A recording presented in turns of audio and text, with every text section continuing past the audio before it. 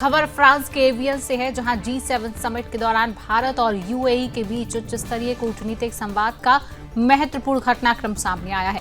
PM Modi ने मंगलवार को फ्रांस के एवियन में आयोजित G7 समिट के दौरान यूएई के राष्ट्रपति शेख मोहम्मद बिन जायद अल नाहयान से मुलाकात की है और उन्हें इस वर्ष होने वाली ब्रिक्स समिट में शामिल होने का न्यौता दिया। भारत इस साल के आखिर में ब्रिक्स समिट की मेजबानी करने वाला है। ऐसे में यह निमंत्रण भारत और यूएई के बीच लगातार मजबूत होते संबंधों का एक महत्वपूर्ण संकेत माना जा रहा है।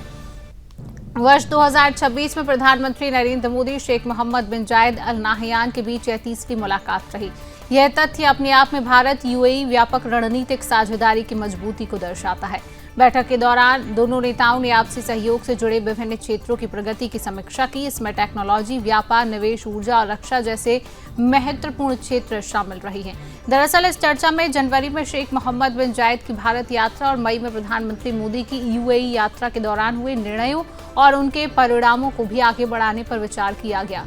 दोनों पक्षों ने इन क्षेत्रों में चल रहे सहयोग की प्रगति का आकलन किया है। इसके साथ ही दोनों नेताओं ने आपसी हित से जुड़े क्षेत्रीय और वैश्विक घटनाक्रमों पर भी विस्तार से विचार विमर्श किया।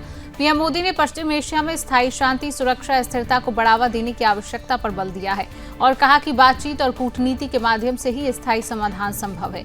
इसके अलावा प्रधानमंत्री मोदी ने अंतर्राष्ट्रीय कानून, संप्रभुता, क्षेत्रीय अखंडता के सम्मान के महत्व को भी रेखांकित किया। बैठक के दौरान होर्मुज़ जलद मरुमद यानी स्ट्रेट ऑफ होर्मुज़ से सुरक्षित आवाजाही के महत्व पर भी जोर दिया गया। दोनों नेताओं ने इस महत्वपूर्ण समुद्री मार्ग में सुरक्षित और निर्बाध आवागमन की आवश्यकता को महत्वपूर्ण बताया।